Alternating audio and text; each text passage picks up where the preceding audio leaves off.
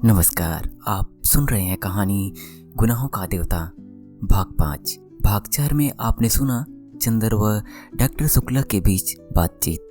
अब आगे। चंदर के जाने की जरा देर बाद ही पापा आए और खाने बैठे। सुधा ने रसोई की रेशमी धोती पहनी और पापा को पंखा चलने बैठ गई। सुधा अपनी पापा की सिरचढ़ी दुलारी बेटियों में सी थी और इतनी बड़ी हो जाने पर भी वह दुलार दिखाने से बाज नहीं आती थी। फिर आज तो उसने पापा के लिए प्री नान खटाई अपने हाथ से बनाई थी। आज तो दुलार दिखाने का उसका हक था और भली बुरी हर तरह की जिद को मान लेना करना पापा की मजबूरी थी।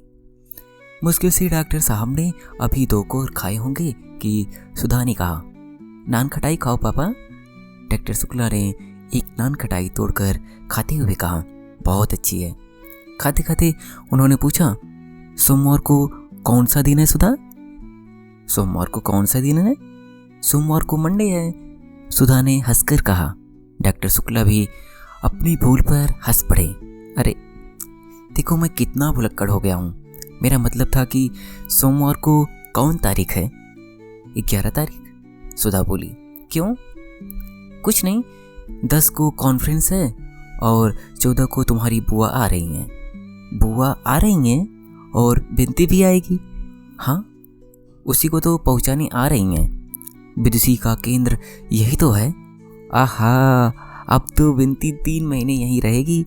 पापा, अब बिनती को यहीं बुला लो, मैं बहुत अकेली रहती हूँ।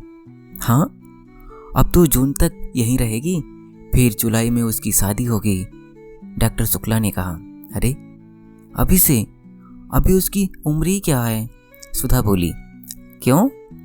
तेरे बराबर है। अब तेरे लिए भी तेरी बुआ ने लिखा है। नहीं पापा, हम ब्याह नहीं करेंगे, सुधा ने मचल कर कहा। तब? बस हम पढ़ेंगे, FA कर लेंगे, फिर BA, फिर MA, फिर रिसर्च, फिर बराबर पढ़ते जाएंगे। फिर एक दिन हम भी तुम्हारे बराबर हो जाएंगे। क्यों पापा? पागल नहीं तो बातें तो सुनो इसकी। ला 2 नान खटाई और दे। शुक्ला हंसकर बोले। नहीं, पहले तो कबूल दो, तब हम नान खटाई देंगे। बताओ, ब्याह तो नहीं करोगे? सुधा ने 2 नान खटाई हाथ में उठाकर कहा। ला रख। नहीं, पहले बता दो। अच्छा नहीं करेंगे। सुधा ने 2 नान खटाइयाँ रखकर पंखा जलना शुरू किया। इतने में फिर नान खटाइयाँ खाते हुए डॉक्टर शुक्ला बोले, तेरी सास तुझे देखने आएगी तो यही नान खटाइयाँ तुमसे बनवा कर खिलाएंगे। फिर वही बात, सुधा ने पंखा पटक कर कहा। अभी तुम वादा कर चुके हो कि ब्याह नहीं करेंगे। हाँ, ब्याह नहीं करूँगा यह तो कह दिया मैंने, लेकिन तेरा ब्याह नहीं करूँगा यह मैंने नहीं कहा। हाँ, अब ये तो फिर झूठ बोल गए तुम, सुधा बोली। अच्छा चलो बाहर। महाराज ने डांट कर, इतनी बड़ी बिटिया हो गई, मारे दुलार की बर्रानी जात हैं। महाराजिन पुरानी थी और सुधा को डांटने का पूरा हक था उसे, और सुधा भी उसका बहुत लिहाज करती थी। वह उठी और चुपचाप जाकर अपने कमरे में लेट गई। 12 बज रहे थे। वह लेटी लेटी कल रात की बात सोचने लगी। क्लास में क्या मज़ा आया था कल। गेसु कितनी अच्छी लड़की है। इस वक्त गेसु ने यहाँ खाना पीना हो रहा होगा और फिर सब लोग मिलकर गाएंगे। कौन जाने, शायद दोपहर को कव्वाली भी हो। इन लोगों के यहाँ कव्वाली इतनी अच्छी होती है, सुधा सुन नहीं पाएगी। और गेसु ने भी कितना बुरा माना होगा। और यह सब चंदर की वजह से। चंदर हमेशा उसके आने जाने, उठने बैठने में कतर विरोध करता रहता है। एक बार वह अपने मन से लड़कियों की पिकनिक में चली गई। वही चंदन के बहुत से दोस्त भी थे। एक दोस्त ने जाकर चंदन को क्या कह दिया कि चंदन ने उस पर बहुत बिगड़ा। और सुधा कितनी रोई थी उस दिन। यह चंदन बहुत खराब है। सच पूछो तो अगर कभी कभी वह सुधा का कहना मान लेता है तो उससे दुगना सुधा पर रोब जमाता है और सुधा को रुला रुला कर मार डालता है और खुद अपने आप दुनिया भर में घूमेंगे। अपना काम होगा तो चलो सुधा अभी करो फौरन, और सुधा का काम होगा तो अरे भाई क्या करें, भूल गए, अब आज ही देखो सुबह 8 बजे आए और अब देखो 2 बजे भी जनाब आते हैं या नहीं, और कह गए हैं कि 2 बजे तक के लिए, तो 2 बजे तक सुधा को चैन नहीं पड़ेगी, न नींद आएगी, न किसी काम में तबीयत लगेगी। लेकिन अब ऐसे काम कैसे चलेगा? इम्तहान को कितने थोड़े दिन रह गए हैं और सुधा की तबीयत सिवा पोइट्री के और कुछ पढ़ने में लगती ही नहीं। कब से वह चंदन से कह रही है थोड़ा सा इकोनॉमिक्स पढ़ा दो, लेकिन ऐसा स्वार्थी है कि बस चाय पी ली, नान खटाई खा ली, रोला लिया और फिर अपने मस्त साइकिल पर घूम रहे हैं। यही सब सोचते सोचते सुधा को नींद आ गई और 3 बजे जब गेसु आई तो सुधा सो रही थी। पलंग के नीचे डीएमसी का गोला खुला हुआ था और तकिए के पास क्रोसिया पड़ी थी। सुधा थी बहुत प्यारी, बड़ी खूबसूरत और ख़ास तौर से उसकी पलकें तो अपराजिता की फूलों को मात करती थी और थी इतनी गोरी गुदकारी की कहीं पर दबा दो तो फूल खिल जाए। मुंगिया होठों पर जाने कैसा अछूता गुलाब मुस्कुराता था और बाहें तो जैसे बेल की पंखुड़ियों की बनी हो। गेसु आई, उसके हाथ में मिठाई थी और उसकी माँ ने सुधा के लिए भेजी थी। वह पल भर खड़ी रही और फिर उसने मेज पर मिठाई रख दी और क्रोशिया से सुधा की गर्दन गुदगुदाने लगी। सुधा ने करवट बदल ली और गेसु ने नीचे पड़ा हुआ डोरा उठाया और आहिस्ते से उसका चुटीला डोरे में एक छोर से बात कर दूसरा छोर मेज के पाए में बांध दिया और उसके बाद बोली, सुधा सुधा उठो। सुधा चौंक कर उठ गई और आंखें मलते हुए बोली, अब 2 बजे हैं, लाए उन्हें या नहीं? ओहो, उन्हें लाए या नहीं? किसे बुलाया था रानी? 2 बजे जरा हमें भी तो मालूम हो। गेसु ने बाह में चुटकी काटते हुए पूछा। ओहो, सुधा बाह झटक कर बोली, मार डाला बेदर्द कहीं की। ये सब अपने उन्हीं अख्तर मियाँ को दिखाया कर। और जो ही सुधा ने सिर ढकने के लिए अपना पल्ला उठाया तो देखा कि चोटी डोर में बंधी हुई है। इसके पहले कि सुधा कुछ कहे गेसु बोली, या सनम जरा पढ़ाई तो देखो। मैंने सुना था कि नींद ना आए इसलिए लड़के अपनी चोटी खूंटी में बांध लेते हैं, पर नहीं मालूम था कि लड़कियां भी अब वही करने लगी हैं। सुधा ने चोटी से डोर खोलते हुए कहा, मैं ही सताने को रह गई हूँ। अख्तर मियाँ की चोटी बात करना चाहना उन्हें, अभी से बेताब क्यों हुई जाती है? अरे रानी, उनकी चोटी कहाँ है? मियाँ है मियाँ। चोटी न सही दाढ़ी सही। दाढ़ी? खुदा खैर करे, मगर वो दाढ़ी रख ले तो उनसे मोहब्बत तोड़ लूँ। सुधा हंसने लगी। अम्मी ने तेरे लिए मिठाई भेजी है, तू आई क्यों नहीं? क्या बताऊँ? बताऊँ कुछ नहीं। अब कब आएगी तू? गेसु सुनो, इसी मंगल नहीं बृहस्पति को बुआ आ रही हैं, तो वो चली जाएंगी तब आऊँगी मैं। अच्छा, अब मैं चलूँ? अभी कामनी और प्रभा के यहाँ मिठाई पहुँचानी है। गेसु मुड़ते हुए बोली, अरे बैठो भी। सुधा ने गेसु की ओढ़नी पकड़कर उसे खींचकर बिठलाते हुए कहा, अभी आए हो, बैठे हो, दामन संभाला है। आहा, अब तो उर्दू की शायरी भी कहने लगी। गेसु ने बैठते हुए कहा, तेरा ही मर्ज लग गया। सुधा ने हंसकर कहा, देख कहीं और भी मर्ज न लग जाए, वरना तेरे लिए भी इंतजाम करना होगा। गेसु ने पलंग पर लेटते हुए कहा, अरे ये वे गुण नहीं कि चीटी खाए। देखूंगी और देखूंगी क्या, देख रही हूँ। इधर पिछले 2 साल से कितनी बदल गई है तू। पहले कितना हंसती बोलती थी, कितनी लड़ती झगड़ती थी, अब कितना गुमसुम सी हो गई है तू। और वैसे हमेशा हंसती रहे चाहे, लेकिन जाने किस ख्याल में डूबी रहती है हमेशा। गेसु ने सुधा की ओर देखते हुए कहा, धत पागली कहेंगी। सुधा ने गेसु के एक हल्की सी चपत मारकर कहा, यह सब तेरे अपने ख्याली पुलाव है। मैं किसी के ध्यान में डूबूंगी, ये हमारे गुरु ने नहीं सिखाया। गुरु तो किसी के नहीं सिखाते सुधा रानी। बिल्कुल सच सच, क्या कभी तुम्हारे मन में किसी के लिए मोहब्बत नहीं जागी? गेसु ने बड़ी गंभीरता से पूछा। देख गेसु, तुझसे मैंने आज तक तो कभी कुछ नहीं छिपाया, न शायद कभी छिपाऊंगी। अगर कभी कोई बात होती तो तुझसे छिपी ना रहती। और हाँ, रहा मोहब्बत का तो सच पूछूं तो मैंने जो कुछ कहानियों में पढ़ा है कि किसी को देखकर मैं रोने लगूं, गाने लगूं, पागल हो जाऊं, ये सब कभी मुझसे नहीं हुआ। और रही कविताएं तो उनसे बातें मुझसे बहुत अच्छी लगती हैं। किट्स की कविताएं पढ़कर ऐसा लगता है अक्सर कि मेरी नसों का कतरा कतरा आंसू बनकर झलकने वाला है, लेकिन वह महज कविता का असर होता है। महज कविता का असर? गेसु ने पूछा। कभी किसी खास आदमी के लिए तेरे मन में हंसी या आंसू नहीं उमड़ते?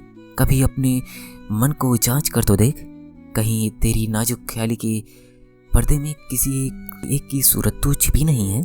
नहीं गेसु बानो, नहीं। इसमें मन को जांचने की क्या बात है? ऐसी बात होती और मन किसी के लिए झुकता तो क्या खुद मुझे मालूम नहीं पड़ता? सुधा बोली। लेकिन तुम ऐसा क्यों सोचती हो?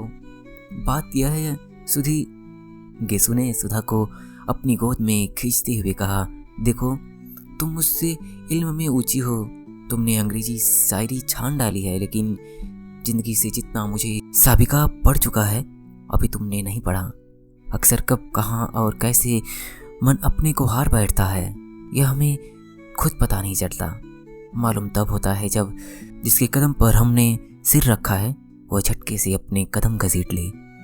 उस वक्त हमारी नींद टूट जाती है और तब जाकर हम देखते हैं कि अरे हमारा सिर तो किसी के कदमों पर रखा हुआ था और उनके सहारे आराम से सोते हुए हम अपना सपना देख रहे थे कि हमारा सिर कहीं झुका ही नहीं। और मुझे जाने तेरी आंखों में इधर क्या दिख रहा है कि मैं बेचैन हो उठी हूँ। तूने कभी कुछ नहीं कहा, लेकिन मैंने देखा कि नाजुक अस्यार तेरे दिल को उस जगह छू लेते हैं जिस जगह उसी को छू सकते हैं जो अपना दिल किसी के कदमों पर चढ़ा चुका हो। और मैं यह नहीं कहती कि तूने मुझसे छिपाया है, कौन जानता है तेरे दिल में खुद तुझसे यह राज छिपा रखा हो। और सुधा की गाल को थपथपाते हुए गेसु बोली, लेकिन मेरी एक बात मानेगी तू? तो कभी इस दर्द को मोल ना लेना, बहुत बहुत तकलीफ होती है। सुधा हंसने लगी। तकलीफ की बात तू तो है ही, तुझसे पूछ लूंगी इसका इलाज। मुझसे पूछ कर क्या कर लेगी? दर्द दिल क्या बांटने की चीज़ है? बांट ले अपने पराए दर्द दिल। नहीं, तू बड़ी सुखवार है, तो इन तकलीफ़ों के लिए नहीं बनी है मेरी चंपा। और गेसु ने उसका सिर अपनी छाती में छिपा लिया। टन से घड़ी में 3:30 बजाए। सुधा ने अपना सिर उठाया और घड़ी की ओर देखकर कहा, उफ ओफ, 3:30 बज गए और अभी तक गायब। किसकी इंतजार में बेताब है तू? गेसु ने उठकर पूछा।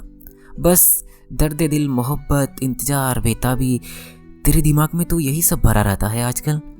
वही तू सबको समझाती है। इंतजार नहीं चंदर, अभी मास्टर लेकर नहीं आए, अब इम्तहान कितना नज़दीक है। हाँ ये तो सच है। और अभी तक मुझसे पूछ क्या पढ़ाई हुई है? असल बात यह है कि कॉलेज में पढ़ाई हो तो घर पर भी पढ़ने में मन लगे, और राजा कॉलेज में पढ़ाई नहीं होती। इससे अच्छा सीधे यूनिवर्सिटी में बीए करते तो अच्छा था। मेरी अम्मी ने कहा कि वहाँ लड़के पढ़ते हैं, वहाँ नहीं भेजूंगी। लेकिन तू क्यों नहीं गई सुधा? मुझे भी चंदर ने मना कर दिया था, सुधा बोली। सासा गेसु ने एक छेड़ को सुधा की ओर देखा और कहा, सुधी तुझसे एक बात पूछूं? हाँ? अच्छा जाने दो, पूछो ना। नहीं पूछना क्या, खुद जाहिर है। क्या? कुछ नहीं पूछो ना। अच्छा फिर कभी पूछ लेंगे, अब देर हो रही है, आधा घंटा हो गया, कोचवान बाहर खड़ा है। सुधा गेसु को पहुंचाने बाहर तक आई। कभी हसरत को लेकर आओ, सुधा बोली। अब पहले तुम आओ, गेसु ने चलते चलते कहा। हाँ, हम तो विनती को लेकर आएंगे और हसरत से कह देना, तभी उसके लिए तोहफा लाएंगे। अच्छा सलाम। और गेसु की गाड़ी मुश्किल से फाटक के बाहर गई होगी कि साइकिल पर चंदर आते हुए दिख पड़ा। सुधा ने बहुत गौर से देखा। उसके साथ कौन है? मगर वह अकेला था। सुधा सचमुच चिल्ला गई। आखिर लापरवाही की हद होती है। चंदर को दुनिया भर के काम याद रहते हैं, एक सुधा से जाने क्या खार खाए बैठा है कि सुधा का काम कभी नहीं करेगा। इस बात पर सुधा कभी कभी दुखी हो जाती है और घर में किससे वह कहे काम के लिए। खुद कभी बाजार नहीं जाती। नतीजा यह होता है कि वह छोटी से छोटी चीज के लिए मोहताज होकर बैठी है और काम से कम नौकरों से करवा भी ले पर अब मास्टर तो नौकर नहीं ढूंढवाया जा सकता, तो नौकर नहीं पसंद कर सकता, किताबें तो नौकर नहीं ला सकता, और चंदन का यह हाल है। इसी बात पर कभी कभी उसी रुलाई आ जाती है। चंदन ने आकर बरामदे में साइकिल रखी और सुधा का चेहरा देखते ही वह समझ गया, कहीं मुंह बना रखा है। 5 बजे मास्टर साहब आएंगे तुम्हारे, अभी उन्हीं के यहाँ से आ रहे हैं। विसरिया को जानती हो, वही आएंगे। और उसके बाद चंदर सीधा स्टडी रूम में पहुंच गया। वहां जाकर देखा तो आराम कुर्सी पर बैठे ही बैठे डॉक्टर शुक्ला सो रहे हैं। अतः उसने अपना चार्ट और पेन उठाया और ड्राइंग रूम में आकर चुपचाप काम करने लगा। बड़ा गंभीर था। जब इंक घोलने के लिए उसने सुधा से पानी नहीं मांगा और खुद गिलास लाकर आंगन में पानी लेने लगा, तब सुधा समझ गई कि आज दिमाग कुछ बिगड़ा है। वह एकदम तड़प उठी। क्या करे वह? वैसे चाहे वह चंदर से कितना ही ढीठ क्यों ना हो, पर चंदन गुस्सा रहता था तब सुधा की रूह कांप उठती थी। उसकी हिम्मत नहीं पड़ती थी कि वह कुछ भी कहे। लेकिन चंदन अंदर ही अंदर इतनी परेशान हो उठी थी कि बस कई बार वह किसी न किसी बहाने ड्राइंग रूम में आई, कभी गुलदस्ता बदलने, कभी मेज पोस्ट बदलने, कभी अलमारी में कुछ रखने, कभी अलमारी में से कुछ निकालने। लेकिन चंदर अपने चार्ट में निगाह गड़ाए रहा। उसने सुधा की ओर देखा तक नहीं। सुधा की आंख में आंसू झलक आए और वह चुपचाप अपने कमरे में चली गई और लेट गई। थोड़ी देर वह पड़ी रही। पता नहीं क्यों वह फूट फूट कर अब रो पड़ी। खूब रोई और फिर मुंह धोकर आकर पढ़ने की कोशिश करने लगी। जब हर अक्षर में उसे चंदर का उदास चेहरा नजर आने लगा तो उसने किताब बंद करके रख दी और ड्राइंग रूम में चली गई। चंदर ने चार्ट बनाना भी बंद कर दिया और कुर्सी पर सिरटे की छत की ओर देखता हुआ जाने क्या सोच रहा था।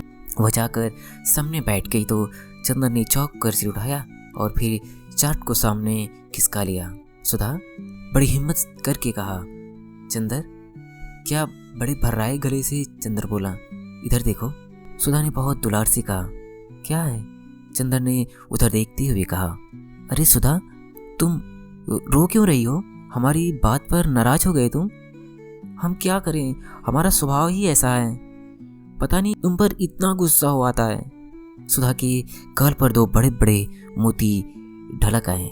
अरे पगली, मालूम होता है तुम्हारा तो दिमाग बहुत जल्दी खराब हो जाएगा। हमने तुमसे कुछ कहा है? कह लेते तो हमें संतोष हो जाता। हमने कभी कहा तुमसे कि तुम कहा मत करो, गुस्सा मत करो, मगर तुम फिर गुस्सा मन ही मन छिपाने लगते हो। इसी पर हमें रुलाई आ जाती है। नहीं सुधी, तुम्हारी बात नहीं थी और हम गुस्सा भी नहीं थे। पता नहीं क्यों मन बड़ा भारी सा था। क्या बात है? अगर बता सको तो बताओ, वरना हम कौन हैं तुमसे पूछने वाले। सुधा ने बड़े करुण स्वर में कहा, तो तुम्हारा दिमाग खराब हुआ है? हमने कभी तुमसे कोई बात छिपाई? जाओ अच्छी लड़की की तरह मुंह धोकर आओ। सुधा उठी और मुंह धोकर आकर बैठ गई। अब बताओ क्या बात थी? कोई बात हो बताओ, कोई एक बात हो तो बताएं। पता नहीं तुम्हारे घर से गए तो एक न एक ऐसी बात होती गई कि मन बड़ा उदास हो गया। आखिर फिर भी कोई बात तो हुई होगी। बात यह हुई कि तुम्हारे यहाँ से मैं घर गया खाना खाने, वहाँ देखा चाचा जी आए हुए हैं, उनके साथ एक कोई साहब और हैं। खैर बड़ी खुशी हुई। खाना वाना खाकर जब बैठे तब मालूम हुआ कि चाचा जी मेरा ब्याह तय करने के लिए आए हैं और साथ वाले साहब मेरे होने वाले ससुर हैं। जब मैंने इनकार कर दिया तो बहुत बिगड़ कर चले गए और बोले, हम आज से तुम्हारे लिए मर गए और तुम हमारे लिए मर गए। तुम्हारी माता जी कहाँ है? प्रतापगढ़ में, लेकिन वो तो सौतेली हैं और वे तो चाहती ही नहीं कि घर लौटूं। लेकिन चाचा जी जरूर आज तक मुझसे कुछ मोहब्बत करते थे। आज वो अभी नाराज होकर चले गए।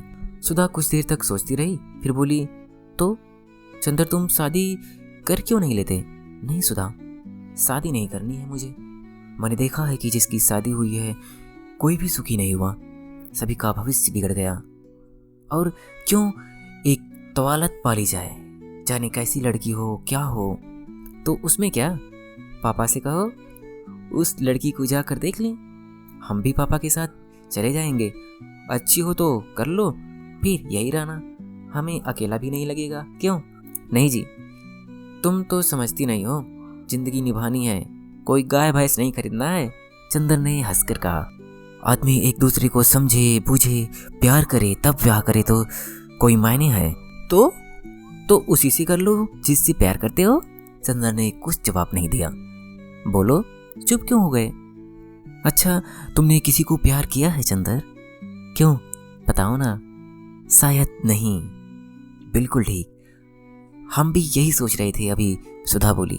क्यों, ये क्यों सोच रही थी? इसलिए कि तुमने किया होता तो तुम हमसे थोड़े ही छिपाते, मैं ज़रूर बताते, और नहीं बताया तो हम समझ गए कि अभी तुमने किसी से प्यार नहीं किया। लेकिन तुमने यह पूछा क्यों सुधा? यह बात तुम्हारे मन में उठी कैसे? कुछ नहीं, अभी गेसु आई थी, वो बोली, सुधा तुमने किसी से कभी प्यार किया है? असल में वह अख्तर को प्यार करती है, उससे उसका विवाह होने वाला है। हाँ तो? उसने पूछा कि तूने किसी से प्यार किया है? हमने कहा नहीं। बोली तू अपने से छिपाती है। तो हम मन ही मन सोचते रहे कि तुम आओगे तो तुमसे पूछेंगे कि हमने कभी प्यार तो नहीं किया है, क्योंकि तुम ही एक हो जिससे हमारा मन कभी कोई बात नहीं छिपाता। अगर कोई बात छिपाई भी होती तो हमने तो तुम्हें ज़रूर बता देते। फिर हमने सोचा शायद कभी हमने प्यार किया हो और तुम्हें बताया हो, फिर हम भूल गए हो। अभी उसी दिन देखो, हम पापा की दवाई का नाम भूल गए और तुम्हें याद रहा। शायद हम भूल गए हो और तुम्हें मालूम हो, कभी हमने प्यार तो नहीं किया ना? नहीं, हमें तो कभी नहीं बताया। चंदर बोला, अभी तो हमने प्यार वार नहीं किया। गिसु यूं ही गप उठा रही थी। सुधा ने संतोष की सांस लेकर कहा, लेकिन बस जी के नाराज होने पर तुम इतने दुखी हो गए हो जाने दो नाराज, पापा तो हैं। अभी क्या पापा मोहब्बत नहीं करते तुमसे? सो क्यों नहीं करते? तुमसे ज़्यादा मुझसे करते हैं, लेकिन उनकी बात से मन तो भारी हो ही गया। उसके बाद गए बिसरिया के यहाँ। बिसरिया ने कुछ बड़ी अच्छी कविताएं सुनाई और भी मन भारी हो गया। चंदर, तुम प्यार करते होगे जरूर से। सुधा ने हाथ पटक कर कहा। क्यों? गेसु कह रही थी, शायरी पर जो उदास हो जाता है वह जरूर मोहब्बत करता है। सुधा ने कहा। अरे यह पोटिको में कौन है? चंदर ने देखा। लो, बिसरिया आ गया। चंदर ने उसे बुलाने उठा तो सुधा ने कहा, अभी बाहर बिठलाना उन्हें, मैं तब तक कमरा ठीक कर लूँ। बिसरिया को बाहर बिठाकर चंदर भीतर आया अपना चार्ट वगैरह समेटने के लिए। तो सुधा ने कहा, सुनो। चंदर रुक गया। सुधा ने पास आकर कहा, तो अब उदास नहीं हो तुम? नहीं चाहते मत करो शादी, इसमें उदास क्या होना, और कविता पर मुंह बनाकर बैठे तो अच्छी बात नहीं होगी। अच्छा, चंदर ने कहा। अच्छा नहीं, बताओ तुम्हें मेरी कसम है, उदास मत हुआ करो, फिर हमसे कोई काम नहीं होता। अच्छा, उदास नहीं होंगे पगली, चंदर ने हल्की सी चपत मार कर कहा, और बरबस उसके मुंह से एक ठंडी सांस निकली। उसने चार्ट उठाकर स्टडी रूम में रखा। देखा डॉक्टर साहब अभी सो ही रहे हैं। सुधा कमरा ठीक कर रही थी। वह आकर बिसरिया के पास बैठ गया। थोड़ी देर में कमरा ठीक करके सुधा आकर कमरे के दरवाजे पर खड़ी हो गई। चंदर ने पूछा, क्यों, सब ठीक है? उसने सिर हिला दिया, कुछ बोली नहीं। यही है आपकी शिष्या सुश्री सुधा शुक्ला, इस साल बीए फाइनल का इम्तिहान देंगी। बिसरिया ने बिना आंखें उठाए ही हाथ जोड़ लिए। सुधा ने हाथ जोड़े, फिर बहुत सकुचा सी गई। चंदर उठा और बिसरिया को लाकर उसने अंदर बिठा दिया। बिसरिया के सामने सुधा और उसकी बगल में चंदर। चुप, सभी चुप। अंत में चंदर बोला, लो तुम्हारे मास्टर साहब आ गए, अब बताओ ना तुम्हें क्या क्या पढ़ना है। सुधा चुप। बिसरिया कभी यह पुस्तक उलटता, कभी वह। थोड़ी देर बाद वह बोला, आपके क्या विषय हैं? जी, बड़ी कोशिश से बोलते हुए सुधा ने कहा, हिंदी, इकोनॉमिक्स और गृह विज्ञान। और उसके बाद माथे पर पसीना झलक आया। आपको हिंदी कौन पढ़ाता है? बिसरिया ने किताब में ही निगाह गड़ाए हुए कहा। सुधा ने चंदन की ओर देखा और मुस्कुराकर फिर मुंह झुका लिया। बोलो ना तुम खुद। ये राजा गर्ल्स कॉलेज में है, शायद मिस पवार हिंदी पढ़ाती हैं। चंदर ने कहा। अच्छा, अब आप पढ़ाइए, मैं अपना काम करूं। चंदर ने उठकर चल दिया। स्टडी रूम में मुश्किल से दरवाजे तक पहुंचा होगा कि सुधा ने बिसरिया से कहा, जी मैं पेन ले आऊं, और लपकती हुई चंदन के पास पहुंची। ए सुनो। चंदर रुक गया और उसका कुर्ता पकड़कर छोटे बच्चे की तरह मचलते हुए सुधा बोली, तुम चलकर बैठो तो हम पढ़ेंगे, ऐसी शर्म लगती है। जाओ चलो, हर वक्त वही बचपना।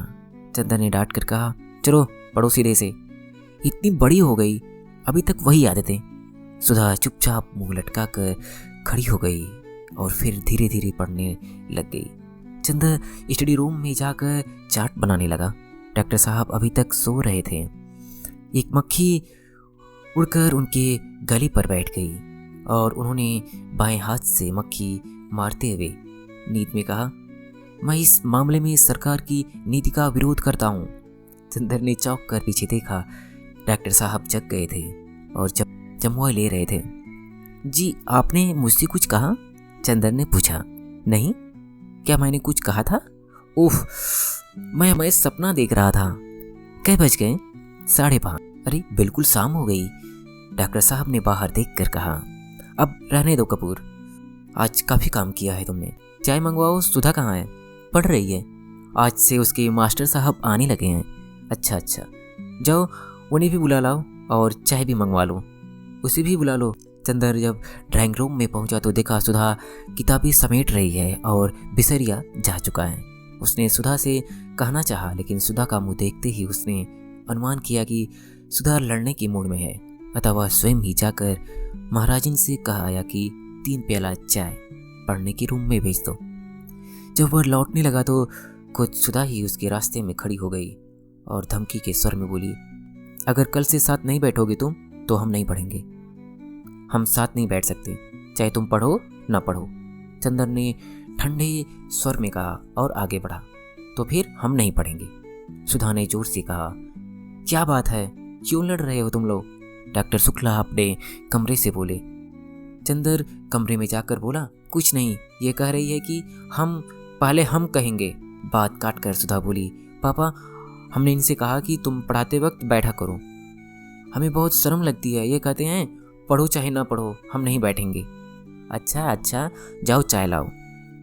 जब सुधा चाय लाने गई तो डॉक्टर साहब बोले, कोई विश्वास पात्र लड़का है? अपने घर की लड़की समझकर सुधा को सौंपना पढ़ने के लिए। सुधा बच्ची नहीं है। हाँ, अरे यह भी कोई कहने की बात है? हाँ, वैसे अभी तक तुम्हारी ही निगरानी में रह रही है, तुम खुद ही अपनी जिम्मेदारी समझते हो। लड़का हिंदी में एमए है। हाँ, एमए कर रहा है। अच्छा, तब तो विनती आ रही है, उसे भी पढ़ा देगा। सुधा चाय लेकर आ गई थी। पापा तुम लखनऊ कब जाओगे? शुक्रवार को। क्यों? और ये भी जाएंगे? हाँ, और हम अकेले रहेंगे। क्यों? महाराजिन नहीं सोएंगी और अगले सोमवार को हम लौट आएंगे। डॉक्टर शुक्ला ने चाय का प्याला मुंह में लगाते हुए कहा। अब आगे नेक्स्ट पार्ट में।